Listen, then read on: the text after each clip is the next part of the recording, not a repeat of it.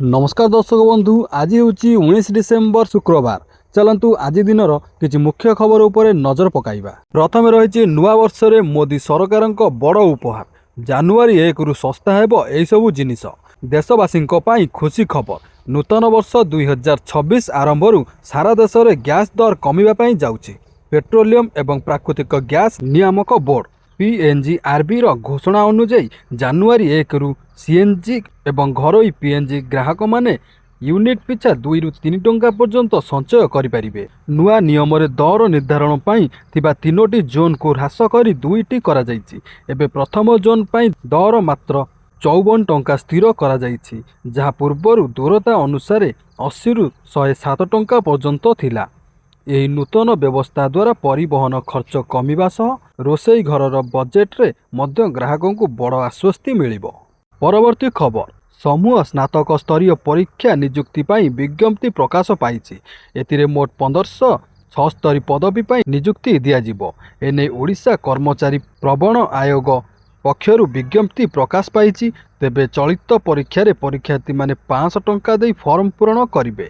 जे परीक्षार्थी माने परीक्षा देबे सेमानंकु एई परीक्षा फी फेरस्त कराजिबो। OSSC रो विज्ञप्ति अनुसार ग्रुप बी और ग्रुप सी पदवी रे नियुक्ति दियाजिबो। एथिरे assistant CT and GST officer पदवी रे 54 जन को नियुक्ति दियाजिबो। सेहीपरि 5टी उपखंड आर्थिक सेवा अधिकारी, 41टी जोगाण निरीक्षक, 52टी समवाय सोसाइटी निरीक्षक, 58टी ग्राम पंचायत उन्नयन अधिकारी, 7टी कनिष्ठ संशोधन अधिकारी, गोटे स्टेट सुपरवाइजर, 146टी ब्लॉक सोशल सिक्यूरिटी ऑफिसर, 57टी ऑडिटर ऑफ कॉर्पोरेट सोसाइटी पदवी रे नियुक्ति पाई विज्ञप्ति प्रकाश पाइछि।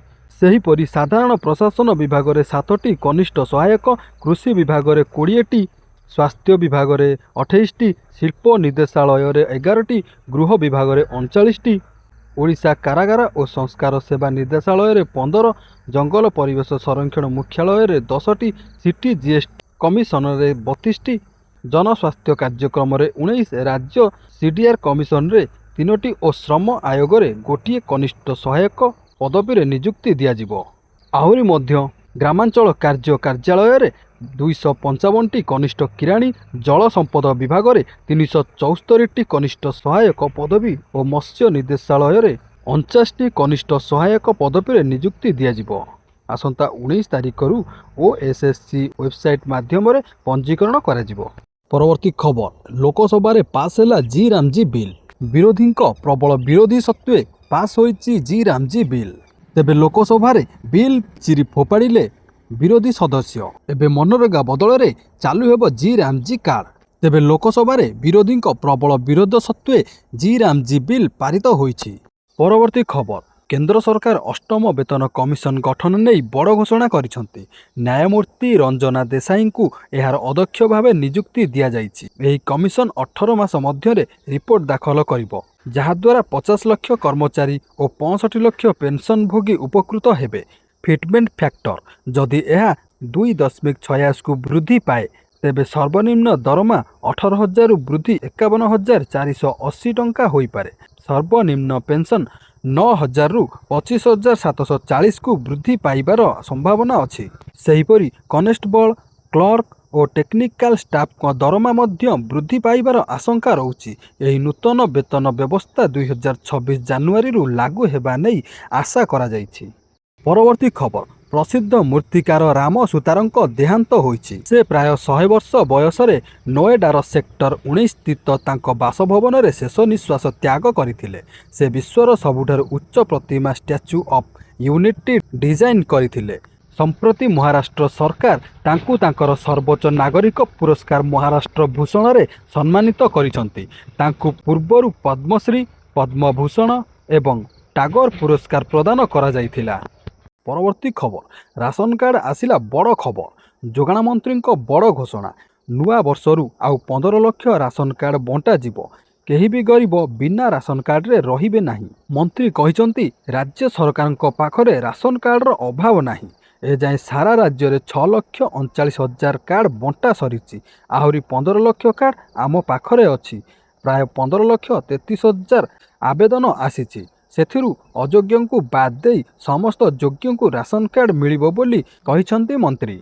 ପରବର୍ତ୍ତୀ ଖବର, ଦୀର୍ଘ 2 ଦଶନ୍ଧିରୁ ଅଧିକ ଅବଧି ପରେ ପ୍ରଥମ ଥର ପାଇଁ କିସ୍ ଶିକ୍ଷାନୁଷ୍ଠାନର କେଳେଙ୍କାରୀ ଉପରେ ପ୍ରଶାସନ କାର୍ଯ୍ୟାନୁଷ୍ଠାନ ନେବାକୁ ସକ୍ଷମ ହୋଇଛି। କିସ୍ରେ ଶହ ଶହ କର୍ମଚାରୀଙ୍କ ଉପସ୍ଥିତିରେ ଏହି ଜୋକର ଗ୍ୟାଙ୍ଗ ସକ୍ରିୟ ଥିଲା। ତେବେ ନବମ ଶ୍ରେଣୀ ଛାତ୍ର ଶିବ ମୁଣ୍ଡାଙ୍କୁ ହତ୍ୟା ମାମଲାରେ ତାଙ୍କର 3 ଜଣ ସହପାଠୀଙ୍କ ସମେତ କିସ୍ ଅନୁଷ୍ଠାନର ଅନ୍ୟ 8 ଜଣ କର୍ମଚାରୀଙ୍କୁ ମଧ୍ୟ ପୋଲିସ ଗିରଫ କରିଛି। ଏହା ସହିତ କିମ୍ସ ହସ୍ପିଟାଲର 8 ଜଣ ଡାକ୍ତରଙ୍କୁ ମଧ୍ୟ ଅଜଣା ସ୍ଥାନରେ ଜେରା କରୁଥିବା ଜଣାପଡ଼ିଛି। ସେମାନେ ହେଲେ କିସ୍ ଛାତ୍ର ହତ୍ୟା 8 ଜଣ ଗିରଫଙ୍କ ମଧ୍ୟରେ ଅତିରିକ୍ତ CEO Pramod Patra, Binay Kumar Gochhi TGT, Prashant Malla academic coordinator, Hemant Mahapatra ସରକାରୀ field officer, Subhakanta Behera supervisor, Pradeep Kumar Das ଶିକ୍ଷକ, ରଶ୍ମି ରଞ୍ଜନ ନାୟକ ପ୍ରଧାନ ଶିକ୍ଷକ, ସରକାରୀ ଶିକ୍ଷକ ସୁଜାତା ମିଶ୍ର ମଧ୍ୟ ଗିରଫ। 3 ନାବାଳକ ଛାତ୍ର ମଧ୍ୟ ଅଟକ ନେଇ ପ୍ରେସ୍ ରିଲିଜରେ ସୂଚନା। ପରବର୍ତ୍ତୀ ଖବର, IPL 19ତମ ସିଜିନ୍ ସବୁଠୁ ମହଙ୍ଗା ଖେଳାଳି ଅଷ୍ଟ୍ରେଲିଆ ଅଲରାଉଣ୍ଡର କାମରନ୍ ଗ୍ରୀନ୍। ତାଙ୍କୁ 25 କୋଟି 20 ଲକ୍ଷରେ କିଣିଛି କୋଲକାତା ନାଇଟ୍ ରାଇଡର୍ସ। ଗ୍ରୀନ୍କୁ କିଣିବା ପାଇଁ ରାଜସ୍ଥାନ, ଚେନ୍ନାଇ ସହ ତ୍ରିମୁଖୀ ଲଢ଼େଇରେ ବାଜି ଜିତିଲା କୋଲକାତା। ସେ IPL ଇତିହାସରେ ସବୁଠାରୁ ମହଙ୍ଗା ବିଦେଶୀ IPL ଖେଳାଳି ହୋଇଛନ୍ତି। ସେହିଭଳି ସିଂହଳୀ ବୋଲର ମଥିସା ପଥିରାନାଙ୍କୁ KKR 18 କୋଟି ଟଙ୍କାରେ, ଭାରତୀୟ ବୋଲର ରବି ବିଷ୍ଣୋଇଙ୍କୁ 7.2 କୋଟି ଟଙ୍କାରେ କିଣିଛି ରାଜସ୍ଥାନ ରୟାଲ୍ସ। ନିଲାମରେ ସମସ୍ତଙ୍କୁ ଚମକାଇ ଦେଇଛନ୍ତି ଉତ୍ତରପ୍ରଦେଶର 20 ବର୍ଷୀୟ ପ୍ରଶାନ୍ତ ବୀର ଓ ରାଜସ୍ଥାନର 19 ବର୍ଷୀୟ wicket keeper batter Kartik Sharma. ଦୁହେଁ ରାତାରାତି ହୋଇଛନ୍ତି କୋଟିପତି। ପ୍ରଶାନ୍ତଙ୍କ ବେସ୍ ପ୍ରାଇସ୍ 30 ଲକ୍ଷ ଟଙ୍କା ଥିବାବେଳେ ତାଙ୍କୁ 14 କୋଟି 20 ଲକ୍ଷରେ କିଣିଛି ଚେନ୍ନାଇ ସୁପର କିଙ୍ଗ। ସେହିପରି କାର୍ତ୍ତିକ ଶର୍ମାଙ୍କୁ ବି ଚେନ୍ନାଇ କିଙ୍ଗସ ସମାନ 14 କୋଟି 20 ଲକ୍ଷ ଟଙ୍କାରେ କିଣିଛି। ସେହିଭଳି ଅଭିଜ୍ଞ କ୍ୱିଣ୍ଟନ ଡିକଙ୍କୁ ମାତ୍ର 1 କୋଟିରେ କିଣିଛି ମୁମ୍ବାଇ ଇଣ୍ଡିଆନ୍ସ। ଆବୁଧାବିରେ IPL ନିଲାମରେ 360ରୁ ଅଧିକ ଖେଳାଳିଙ୍କ ଉପରେ ବିଟ୍ ଲାଗିଛି। ଆସନ୍ତା ମାର୍ଚ୍ଚ 2026ରୁ ଚାଲିବ ଫଟାଫଟ କ୍ରିକେଟ ସମର। ପରବର୍ତ୍ତୀ ଖବର, ବାଲି ମାଫିଆ ଓ ଗୋରୁ ଚାଲାଣକାରୀଙ୍କ ଉପରେ କଡ଼ା ରୋକ ଲଗାଇବାକୁ ପୋଲିସ କରିଥିଲା ଅପରେସନ ଧରପଗଡ଼। ବାଲି ଓ ପଥର ମାଫିଆଙ୍କ ବିରୁଦ୍ଧରେ 134 ମାମଲା। ରାଜ୍ୟରେ ସ୍ୟାଣ୍ଡ ସ୍ମଗଲର ଓ ଗୋରୁ ଚାଲାଣକାରୀଙ୍କ ଉପରେ କଡ଼ା ଆକ୍ସନ। ଚୋରା ବାଲି, ମୋରମ, ମାଙ୍କଡ଼ା ପଥର ମାଫିଆ ତଥା ବେଆଇନ ଗୋ ଚାଲାଣକାରୀଙ୍କ ଉପରେ ପୋଲିସ ଆକ୍ସନ ମୋଡ଼କୁ ଆସିଛି। ଘନ ଘନ ରେଡ୍ ସହ ମାଫିଆଙ୍କ ଉପରେ ନିଆଯାଉଛି କଠୋର କାର୍ଯ୍ୟାନୁଷ୍ଠାନ। ଲଘୁ ଖଣିଜ ଦ୍ରବ୍ୟ ଚୋରା ଚାଲାଣ ଓ ଗୋରୁ ଚାଲାଣ ଉପରେ ରୋକ ଲଗାଇବାକୁ କିଛି ଦିନ ଧରି ପୋଲିସ ଚଳାଇଥିଲା ଅପରେସନ ଧରପଗଡ଼ ଅଭିଯାନ।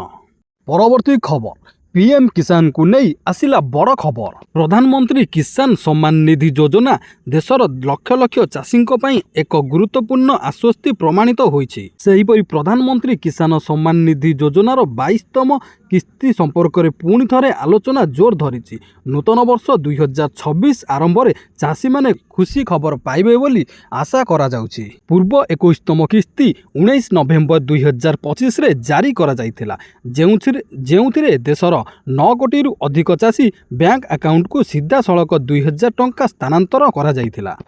ତେବେ ସରକାର ପୂର୍ବରୁ ସ୍ପଷ୍ଟ କରିସାରିଛନ୍ତି ଯେ ଯଦି ଜଣେ ଚାଷୀ ଏହି ଯୋଜନା ଅନୁଯାୟୀ ଆବଶ୍ୟକୀୟ ସର୍ତ୍ତାବଳୀ ପୂରଣ କରିବାରେ ବିଫଳ ହୁଅନ୍ତି ତେବେ ସେମାନଙ୍କର କିସ୍ତିକୁ ରୋକି ଦିଆଯାଇପାରେ। ତେବେ ପ୍ରଥମେ ରହିଛି eKYC ପୁରା ହୋଇନଥିଲେ ସରକାର eKYCକୁ ବାଧ୍ୟତାମୂଳକ କରିଛନ୍ତି। ଯଦି ଆପଣଙ୍କର eKYC ଅସମ୍ପୂର୍ଣ୍ଣ ଥାଏ ତେବେ ପରବର୍ତ୍ତୀ କିସ୍ତି ଆପଣଙ୍କ ଆକାଉଣ୍ଟରେ ଜମା ହେବ ନାହିଁ। ଦ୍ୱିତୀୟଟି ହେଉଛି ଯଦି ଆପଣଙ୍କ ବ୍ୟାଙ୍କ ଆକାଉଣ୍ଟ ଆଧାର ସହିତ ଲିଙ୍କ ହୋଇନାହିଁ କିମ୍ବା DBT ସେବା ସକ୍ଷମ ହୋଇନାହିଁ ତେବେ ଟଙ୍କା ସ୍ଥାନାନ୍ତରିତ ହେବ ନାହିଁ। ତାହେଲେ ଦର୍ଶକ ବନ୍ଧୁ, PM କିଷାନର 22ତମ କିସ୍ତି ମିଳିବା ପୂର୍ବରୁ ଆପଣ ଏହିସବୁ କାମଗୁଡ଼ିକ କରାଇ ନିଅନ୍ତୁ। ପରବର୍ତ୍ତୀ ଖବର, ଦିଲ୍ଲୀର 50% କର୍ମଚାରୀଙ୍କ ପାଇଁ ଘରୁ କାମ ବାଧ୍ୟତାମୂଳକ କରାଯାଇଛି। ରାଜଧାନୀରେ AQI କ୍ରମାଗତ ଭାବରେ ବୃଦ୍ଧି ପାଉଛି, ଯାହା ଦିଲ୍ଲୀ ସରକାରଙ୍କୁ ଏହି ପଦକ୍ଷେପ ନେବାକୁ ବାଧ୍ୟ କରିଛି। କ୍ରମାଗତ ଭାବରେ ବଢ଼ୁଥିବା ପ୍ରଦୂଷଣକୁ ଦୃଷ୍ଟିରେ ରଖି ଦିଲ୍ଲୀ ସରକାର ଏକ ଗୁରୁତ୍ୱପୂର୍ଣ୍ଣ ପଦକ୍ଷେପ ନେଇଛନ୍ତି। ସରକାରଙ୍କ ଘୋଷଣା ଅନୁଯାୟୀ ବର୍ତ୍ତମାନ ରାଜଧାନୀର ସମସ୍ତ ପ୍ରତିଷ୍ଠାନରେ 50% କର୍ମଚାରୀଙ୍କ ପାଇଁ ୱାର୍କ ଫ୍ରମ୍ ହୋମ୍ ବା ଘରେ ରହି କାମ କରିବା ବାଧ୍ୟତାମୂଳକ କରାଯାଇଛି। ଦିଲ୍ଲୀ ସରକାରଙ୍କ ଶ୍ରମ ବିଭାଗ ଅନେକ ଗୁରୁତ୍ୱପୂର୍ଣ୍ଣ ନିଷ୍ପତ୍ତି ନେଇଛନ୍ତି। ଏହା ଅନୁଯାୟୀ ନିର୍ମାଣ ଶ୍ରମିକଙ୍କୁ 16 ଦିନ ପାଇଁ 10,000 ଟଙ୍କା କ୍ଷତିପୂରଣ ମଧ୍ୟ ଦିଆଯିବ। ପରବର୍ତ୍ତୀ ଖବର, ଇ ଶ୍ରମ କାର୍ଡ଼ ଥିଲେ ମିଳିବ ବଡ଼ ଫାଇଦା। ଖାତାକୁ ଆସିବ 1,500 ଟଙ୍କା ସହ ମିଳିବ 2 ଲକ୍ଷ ଟଙ୍କାର ବୀମା। କେନ୍ଦ୍ର ସରକାରଙ୍କ ଇ ଶ୍ରମ ଯୋଜନା ଅଧୀନରେ ଅସଂଗଠିତ କ୍ଷେତ୍ରର ଶ୍ରମିକମାନଙ୍କୁ ମିଳୁଛି ଏକାଧିକ ସରକାରୀ ସୁବିଧା। ଏହି କାର୍ଡ଼ ଥିଲେ ହିତାଧିକାରୀଙ୍କୁ 2 ଲକ୍ଷ ଟଙ୍କାର ଦୁର୍ଘଟଣା ବୀମା, 60 ବର୍ଷ ପରେ ମାସିକ 3,000 ଟଙ୍କା ପେନ୍ସନ୍ ଏବଂ 1,500 ଟଙ୍କାର ଆର୍ଥିକ ସହାୟତା ମିଳିବାର ବ୍ୟବସ୍ଥା ରହିଛି। 16ରୁ 59 ବର୍ଷ ବୟସର ଯେକୌଣସି ଶ୍ରମିକ ଯାହାଙ୍କ ମାସିକ ଆୟ 15,000 ଟଙ୍କାରୁ କମ୍, ସେମାନେ ଏହି ଯୋଜନାରେ ସାମିଲ ହୋଇପାରିବେ। ଏହି ସୁବିଧା ପାଇବା ପାଇଁ ଆପଣ eShram.gov.in ପୋର୍ଟାଲ କିମ୍ବା ନିକଟସ୍ଥ ଜନସେବା କେନ୍ଦ୍ରରେ ଯାଇ ପଞ୍ଜୀକରଣ କରିପାରିବେ। ଆବେଦନ ପାଇଁ କେବଳ ଆଧାର କାର୍ଡ଼ ଓ ବ୍ୟାଙ୍କ ଖାତା ନମ୍ବର ଆବଶ୍ୟକ। ଯଦି ଆପଣ ଏଯାଏ ପଞ୍ଜୀକରଣ କରିନାହାନ୍ତି, ତେବେ ଆଜି ହିଁ ଆବେଦନ କରି ନିଜ ଭବିଷ୍ୟତ ସୁରକ୍ଷିତ କରନ୍ତୁ। ପରବର୍ତ୍ତୀ ଖବର, ସାର୍ଟିଫିକେଟ୍ ନଥିଲେ ମିଳିବ ନାହିଁ ପେଟ୍ରୋଲ। ଦିଲ୍ଲୀର ବାୟୁ ପ୍ରଦୂଷଣ ଭୟଙ୍କର ସ୍ତରରେ ପହଞ୍ଚିଛି ପରେ ଦିଲ୍ଲୀ ସରକାର କଡ଼ା ପଦକ୍ଷେପ ନେଇଛନ୍ତି। ଡିସେମ୍ବର 18 ଠାରୁ ବୈଧ PUC ସାର୍ଟିଫିକେଟ୍ ନଥିବା ଯାନବାହନକୁ ପେଟ୍ରୋଲ ପମ୍ପରେ ପେଟ୍ରୋଲ ଦିଆଯିବ ନାହିଁ। କ୍ୟାମେରା ମାଧ୍ୟମରେ ଏହାର ନିରୀକ୍ଷଣ କରାଯିବ। ଏହା ସହିତ ଦିଲ୍ଲୀ ବାହାରୁ ଆସୁଥିବା BSVI ନର୍ମ ତଳେ ଥିବା ଯାନବାହନ, ବିଶେଷ କରି ଟ୍ରକ୍ ଓ କମର୍ସିଆଲ ଗାଡ଼ିଗୁଡ଼ିକୁ ସହରକୁ ପ୍ରବେଶ ନିଷେଧ କରାଯାଇଛି। ପରବର୍ତ୍ତୀ ଖବର, ଦିଲ୍ଲୀ ବିଶ୍ୱବିଦ୍ୟାଳୟରେ ଓଡ଼ିଆ ପଢ଼ିବେ ଛାତ୍ରଛାତ୍ରୀ। ମାତୃଭାଷା ସହ ଗୌରବମୟ ଇତିହାସ ଜାଣିବାର ମିଳିବ ସୁଯୋଗ। କେନ୍ଦ୍ରୀୟ ବିଶ୍ୱବିଦ୍ୟାଳୟରେ ପ୍ରଥମ ସେଣ୍ଟର ଫର୍ ଓଡ଼ିଆ ଷ୍ଟଡିଜ୍ ସଫଳ ହେଲା କେନ୍ଦ୍ର ଶିକ୍ଷାମନ୍ତ୍ରୀ ଧର୍ମେନ୍ଦ୍ର ପ୍ରଧାନଙ୍କ ଉଦ୍ୟମ। ରାଜ୍ୟ ବାହାରେ କୌଣସି କେନ୍ଦ୍ରୀୟ ବିଶ୍ୱବିଦ୍ୟାଳୟରେ ପ୍ରଥମ ଥର ଲାଗି ଓଡ଼ିଆ ଭାଷାକୁ ନେଇ ପ୍ରତିଷ୍ଠା ହେବାକୁ ଯାଉଛି ଏଭଳି କେନ୍ଦ୍ର। ଓଡ଼ିଆ ଭାଷା ଓ ଗୌରବମୟ ଇତିହାସ ଏବଂ ଦେଶ ପାଇଁ ମହତ୍ତ୍ୱପୂର୍ଣ୍ଣ ଆବେଦନକୁ ଧ୍ୟାନରେ ରଖି ଦିଲ୍ଲୀ ବିଶ୍ୱବିଦ୍ୟାଳୟର ବଡ଼ ପଦକ୍ଷେପ। ପରବର୍ତ୍ତୀ ଖବର, ଖସିଲା ସୁନା ଓ ରୂପା ଦର। କ୍ରମାଗତ ଆକାଶ ଛୁଆଁ ପରେ ଖସିଲା ସୁନା ଓ ରୂପା ଦର। ରେକର୍ଡ ଭାଙ୍ଗୁଥିବା ସୁନା ରୂପା ଦର ହ୍ରାସ ପାଇଛି। 24 କ୍ୟାରେଟ୍ ସୁନା 10 ଗ୍ରାମ ପିଛା 1,113 ଟଙ୍କା କମିଛି। 1,33,249 ଟଙ୍କାରୁ 1,32,136 ଟଙ୍କାକୁ ଖସିଛି ସୁନା। 22 କ୍ୟାରେଟ୍ ସୁନା ଦର 10 ଗ୍ରାମ ପିଛା 1,019 ଟଙ୍କା ହ୍ରାସ ପାଇଛି। ରୂପା ଦର କିଲୋଗ୍ରାମ ପ୍ରତି 1,446 ଟଙ୍କା ହ୍ରାସ ପାଇଛି। ପରବର୍ତ୍ତୀ ଖବର, 2026 ପାଇଁ ସ୍କୁଲ ଛୁଟି ତାଲିକା ପ୍ରକାଶ। ମାଧ୍ୟମିକ ଶିକ୍ଷା ନିର୍ଦ୍ଦେଶାଳୟ ପକ୍ଷରୁ ଆସନ୍ତା 2026 ବର୍ଷ ପାଇଁ ଛୁଟି ତାଲିକା ପ୍ରକାଶ ପାଇଛି। ଆସନ୍ତା ବର୍ଷ ରବିବାର ବ୍ୟତୀତ 22ଟି ଛୁଟି ହେବ। ଏଥିରୁ ଛୁଟି ତାଲିକାରେ ଥିବା ନେତାଜୀ ଜୟନ୍ତୀ, ସାଧାରଣତନ୍ତ୍ର ଦିବସ, ଉତ୍କଳ ଦିବସ, ସ୍ୱାଧୀନତା ଦିବସ, ଗଣେଶ ପୂଜା ଓ ଗାନ୍ଧୀ ଜୟନ୍ତୀ ବିଦ୍ୟାଳୟରେ ପାଳନ କରାଯିବ। ଗ୍ରୀଷ୍ମ ପ୍ରବାହକୁ ଅନୁମାନ କରି ମେ 6 ତାରିଖରୁ ଜୁନ 17 ତାରିଖ ପର୍ଯ୍ୟନ୍ତ ମୋଟ 38 ଦିନ ଖରା ଛୁଟି ରଖାଯାଇଛି। ସେହିପରି ଦୁର୍ଗାପୂଜା ଓ ଶୀତ ସମୟରେ 8 ଦିନ ଲେଖାଏଁ ଛୁଟି ରହିଛି। ପୂଜା ଛୁଟି ଅକ୍ଟୋବର 17ରୁ 26 ଯାଏଁ ହେବାକୁ ଥିବାବେଳେ ଡିସେମ୍ବର 23ରୁ 31 ତାରିଖ ଯାଏଁ ଶୀତ ଛୁଟି ତାଲିକାରେ ରହିଛି। ଜିଲ୍ଲା ଶିକ୍ଷା ଅଧିକାରୀଙ୍କ ଅନୁମତି କ୍ରମେ 2 ଦିନ ସ୍ଥାନୀୟ ଛୁଟି ଦିଆଯିବ। ପରବର୍ତ୍ତୀ ଖବର, ବଢ଼ିଲା ଷ୍ଟାଇପେଣ୍ଡ ଟଙ୍କା। ବଢ଼ିଲା ଆୟୁର୍ବେଦିକ ଓ ହୋମିଓପାଥିକ PG ଛାତ୍ରଛାତ୍ରୀଙ୍କ ଷ୍ଟାଇପେଣ୍ଡ। ପୂର୍ବରୁ ମିଳୁଥିବା ଷ୍ଟାଇପେଣ୍ଡରେ ବୃଦ୍ଧି ଘୋଷଣା କରିଛନ୍ତି ମୁଖ୍ୟମନ୍ତ୍ରୀ। ଉଭୟ ପାଠ୍ୟକ୍ରମରେ 120 PG ଛାତ୍ରଛାତ୍ରୀ ଉପକୃତ ହେବେ। 2026 ଜାନୁଆରୀ 1ରୁ ନୂଆ ଷ୍ଟାଇପେଣ୍ଡ ଲାଗୁ ହେବ। ପ୍ରଥମ ବର୍ଷ PG ଛାତ୍ରଙ୍କ ମାସିକ ଷ୍ଟାଇପେଣ୍ଡ 31ରୁ 48,000 ଟଙ୍କା, ଦ୍ୱିତୀୟ ବର୍ଷର ଛାତ୍ରଛାତ୍ରୀଙ୍କ ଷ୍ଟାଇପେଣ୍ଡ 32,000ରୁ 52,000 ଟଙ୍କାକୁ ବୃଦ୍ଧି କରାଯାଇଛି। ସେହିପରି ତୃତୀୟ ବର୍ଷ ଛାତ୍ରଛାତ୍ରୀଙ୍କ ଷ୍ଟାଇପେଣ୍ଡ 33ରୁ 55,000କୁ ବୃଦ୍ଧି କରାଯାଇଛି। ହାଉସ୍ ସର୍ଜନଙ୍କ ଷ୍ଟାଇପେଣ୍ଡ 17,000ରୁ 30,000କୁ ବୃଦ୍ଧି କରାଯାଇଛି। ଷ୍ଟାଇପେଣ୍ଡ ବୃଦ୍ଧି ଓ ଅନ୍ୟାନ୍ୟ ଦାବି ନେଇ ଉଭୟ ଆୟୁର୍ବେଦିକ ଓ ହୋମିଓପାଥିକ PG ଛାତ୍ରଛାତ୍ରୀମାନେ ନିକଟରେ ଆନ୍ଦୋଳନରେ ବସିଥିଲେ। ଏହାପରେ ସରକାର ଏଭଳି ପଦକ୍ଷେପ ନେଇଛନ୍ତି। ପରବର୍ତ୍ତୀ ଖବର, ଭୁବନେଶ୍ୱରରେ ହେବ global visa application centre. Baramunda bus terminal ବିଲ୍ଡିଂରେ କାର୍ଯ୍ୟକ୍ରମ ହେବ ଭିସା ସେଣ୍ଟର। ଏଥିପାଇଁ ରାଜ୍ୟ ସରକାର 3,000 ବର୍ଗ ଫୁଟର ଜାଗା ଯୋଗାଇ ଦେବେ। ଭିସା ପାଇଁ ଏଣିକି ଓଡ଼ିଶା ଲୋକେ ଆଉ କୋଲକାତା, ଦିଲ୍ଲୀ ଓ ହାଇଦ୍ରାବାଦ ଉପରେ ନିର୍ଭର କରିବାକୁ ପଡ଼ିବ ନାହିଁ। ମୁଖ୍ୟମନ୍ତ୍ରୀ ମୋହନ ଚରଣ ମାଝୀ ଭୁବନେଶ୍ୱରରେ ଗ୍ଲୋବାଲ ଭିସା ଆପ୍ଲିକେସନ ସେଣ୍ଟର ପ୍ରତିଷ୍ଠା ପାଇଁ ଅନୁମୋଦନ କରିଛନ୍ତି। ଏହି ପ୍ରସ୍ତାବିତ ଭିସା ସେଣ୍ଟର ଭୁବନେଶ୍ୱର ବରମୁଣ୍ଡା ସ୍ଥିତ ବାବା ସାହେବ ଆମ୍ବେଦକର ବସ୍ ଟର୍ମିନାଲ ବିଲ୍ଡିଂରେ କାର୍ଯ୍ୟକ୍ଷମ ହେବ। ପରବର୍ତ୍ତୀ ଖବର, ରେଳ କର୍ମଚାରୀଙ୍କ ପାଇଁ ବଡ଼ ଖୁସି ଖବର। ଅଷ୍ଟମ ବେତନ କମିଶନ ରେଳ କର୍ମଚାରୀମାନେ ପାଇବେ। ଅଷ୍ଟମ ବେତନ କମିଶନ 2028 ପ୍ରାରମ୍ଭରେ କାର୍ଯ୍ୟକାରୀ ହେବାର ଆଶା କରାଯାଇଛି। ଏହା ପୂର୍ବରୁ ରେଳବାଇ ଆରମ୍ଭ କଲାଣି ପ୍ରସ୍ତୁତି। କେନ୍ଦ୍ର ସରକାରୀ କର୍ମଚାରୀଙ୍କ ଦରମାରେ 30ରୁ 34% ବୃଦ୍ଧି ଘଟିବ ବୋଲି ଆଶା କରାଯାଉଛି। ଭାରତୀୟ ରେଳବାଇ ଏଥିପାଇଁ ପ୍ରସ୍ତୁତି ଆରମ୍ଭ କରିସାରିଛି। ପରବର୍ତ୍ତୀ ଖବର, ସୁଭଦ୍ରା ଯୋଜନା ନେଇ ଆସିଲା ବଡ଼ ଅପଡେଟ୍। ଶ୍ରୀମତୀ ପ୍ରଭାତୀ ପରିଡ଼ା ଦେଲେ ବଡ଼ ସୂଚନା। ନୂଆ ବର୍ଷରେ ଆଉ ମାର୍ଚ୍ଚ 8 ତାରିଖରେ ମିଳିବା ପାଇଁ ଯାଉଛି ସୁଭଦ୍ରା ଯୋଜନା ଟଙ୍କା। ତାହା ପୂର୍ବରୁ ଯେଉଁମାନେ ସୁଭଦ୍ରା ଯୋଜନାରେ ଏହି କାମ କରିନାହାନ୍ତି ତୁରନ୍ତ କରାଇ ନିଅନ୍ତୁ, ନଚେତ୍ ସୁଭଦ୍ରା ଯୋଜନା ଟଙ୍କାଟି ଆପଣଙ୍କ ଆକାଉଣ୍ଟକୁ ଆସି ନପାରେ। କାରଣ ଶ୍ରୀମତୀ ପ୍ରଭାତୀ ପରିଡ଼ା ଏହି ସୁଭଦ୍ରା ଯୋଜନା ଟଙ୍କାକୁ ନେଇ ଗୋଟିଏ ବଡ଼ ସୂଚନା ଦେଇଛନ୍ତି। ଆପଣମାନେ ଜାଣିଥିବେ, ନୂଆ ବର୍ଷରେ ଯେଉଁମାନେ ନୂତନ କରି ସୁଭଦ୍ରା ଯୋଜନାରେ ଆବେଦନ କରିଥିଲେ ସେମାନଙ୍କ ଆକାଉଣ୍ଟକୁ ଡିବିଟି ମାଧ୍ୟମରେ ଏକାଥରେ 2ଟା କିସ୍ତି 10,000 ଟଙ୍କା ଛଡ଼ାଯିବ। ଆଉ ଯେଉଁମାନେ ପ୍ରଥମ, ଦ୍ୱିତୀୟ ଓ ତୃତୀୟ କିସ୍ତି ପାଇସାରିଛନ୍ତି ସେମାନଙ୍କୁ ମାର୍ଚ୍ଚ 8 ତାରିଖ ଦିନ ସେହି ଡିବିଟି ମାଧ୍ୟମରେ ଆପଣଙ୍କ ଆକାଉଣ୍ଟକୁ ଟଙ୍କା ପଠାଯିବ। ହେଲେ ଦର୍ଶକ ବନ୍ଧୁ, ଏଇଠି ଜାଣି ରଖିବା କଥା ଯେ ଆପଣମାନେ ଏହି ସୁଭଦ୍ରା ଯୋଜନା ଟଙ୍କା ପାଇବା ପୂର୍ବରୁ ଆପଣଙ୍କ ବ୍ୟାଙ୍କରେ ଯାଇ ଡିବିଟି ଆକ୍ଟିଭ ଅଛି କି ନାହିଁ ଚେକ୍ କରିନିଅନ୍ତୁ। ଆପଣମାନେ ଜାଣିଥିବେ, ଏହି ସୁଭଦ୍ରା ଟଙ୍କାଟି କେବଳ ଡିବିଟି ମାଧ୍ୟମରେ ହିଁ ଆକାଉଣ୍ଟକୁ ଆସିଥାଏ। ଯଦି ଆପଣଙ୍କର ଡିବିଟ୍ ଆକ୍ଟିଭ ନଥିବ କି ଇନ୍ଆକ୍ଟିଭ ଥିବ ତାହେଲେ ଏହି ସୁଭଦ୍ରା ଟଙ୍କାଟି ଆପଣ ପାଇପାରିବେ ନାହିଁ। ଏହି ଡିବିଟି କାରଣ ଯୋଗୁଁ ବହୁ ହିତାଧିକାରୀମାନଙ୍କର ଟଙ୍କା ଏପର୍ଯ୍ୟନ୍ତ ମଧ୍ୟ ଆକାଉଣ୍ଟକୁ ଆସିପାରୁନାହିଁ। ତେଣୁକରି ଆପଣମାନେ ଆପଣଙ୍କ ବ୍ୟାଙ୍କରେ ଡିବିଟି ଆକ୍ଟିଭ ଅଛି କି ନାହିଁ ତୁରନ୍ତ ଚେକ୍ କରନ୍ତୁ। ଏଥିପାଇଁ ଆପଣମାନେ ଆପଣଙ୍କର ବ୍ୟାଙ୍କକୁ ଯାଇ ଚେକ୍ କରିପାରିବେ, ନଚେତ୍ ସୁଭଦ୍ରା ଯୋଜନା ପୋର୍ଟାଲକୁ ଯାଇ ନାଓ ୟୋର ଷ୍ଟାଟସକୁ ଯାଇ ଆପଣମାନେ ଆପଣଙ୍କର ଡିବିଟି ଆକ୍ଟିଭ ଅଛି କି ନାହିଁ ଚେକ୍ କରିପାରିବେ। ତାହା ସହିତ ଆପଣଙ୍କର ମୋବାଇଲ ନମ୍ବର ଆଧାର କାର୍ଡ଼ରେ ଲିଙ୍କ ଥିବା ନିହାତି ଜରୁରୀ ଅଟେ। ଯଦି ଆପଣଙ୍କର ମୋବାଇଲ ନମ୍ବର ଆଧାର କାର୍ଡ଼ରେ ଲିଙ୍କ ନଥିବ ତାହେଲେ ମଧ୍ୟ ଆପଣଙ୍କର ସୁଭଦ୍ରା ଟଙ୍କାଟି ଆସିପାରିବ ନାହିଁ।